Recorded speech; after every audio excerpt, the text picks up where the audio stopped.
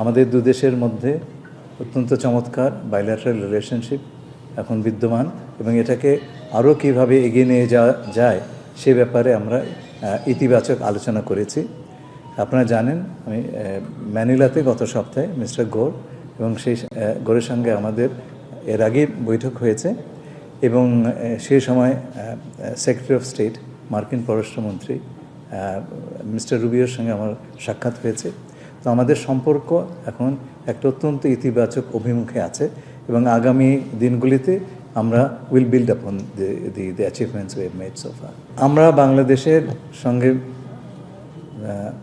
যুক্তরাষ্ট্রের সম্পর্কে বিভিন্ন দিক আলোচনা করেছি, তার মধ্যে বাণিজ্য বলেন, ইনভেস্টমেন্ট বলেন, এনার্জি বলেন, অভিবাসন বলেন, সব বিষয়ে আলোচনা হয়েছে। কিন্তু স্বল্প পরিসরে আপনি তো ডিটেইল আলোচনা করতে পারেন না। We discussed about general way forward. তো আমরা আগে বললাম আমাদের সম্পর্কের অভিমুখ অত্যন্ত ইতিবাচক এবং আগামীতে আমরা এটার উপর বিল্ড করব। রোহিঙ্গার বিষয়ে আন্তর্জাতিক সম্প্রদায় থেকে আমরা যে সাহায্য পাই তার অর্ধেকের বেশি যুক্তরাষ্ট্র থেকে। মায়ানমারের উপর চাপ ইত্যাদি বিষয়ে আমরা আলোচনা করিনি। আমরা আশা করব যে যুক্তরাষ্ট্রের সাহায্য অব্যাহত থাকবে এবং একই সঙ্গে এই সমস্যার সমাধানে আমরা যে বহুপাক্ষিক অ্যাপ্রোচ নিয়েছি আমরা তাদেরও শুধু তারা নয় অন্যান্য রাষ্ট্রেরও যারা এর মধ্যে সংশ্লিষ্ট। আপনারা জানেন প্রথমে 19% আমাদেরকে ধার্য করা হয়েছিল, যে আইনের বলে সেটা করা হয়েছিল। সুপ্রিম কোর্ট আমেরিকার বলেছে সেই আইনের বলে আপনি ট্যারিফ দিতে পারেন না।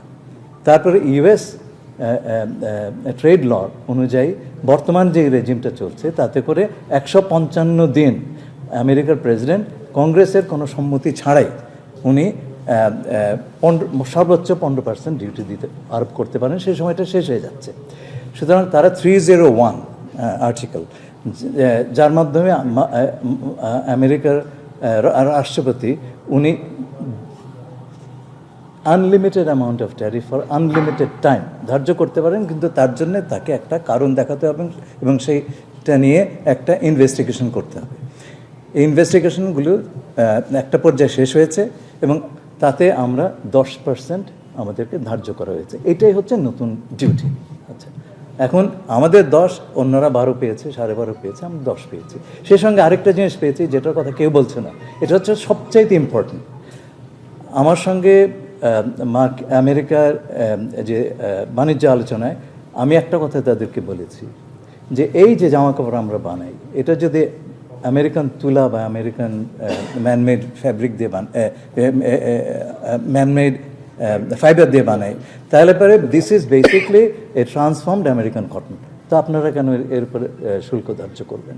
এবং তারা এবার আমাদেরকে তার জন্য একটা ডিসপেন্সেশন দিয়েছে, যে একটা ট্যারিফ কোটা সিস্টেম করেছে যাতে করে আমরা আরও অধিকতর মার্কেট অ্যাক্সেস পাই। সেটা কেবল বাংলাদেশ এবং সেই সঙ্গে ইন্দোনেশিয়া এবং মালয়েশিয়া এবং আরও একটি আসিয়ান দেশ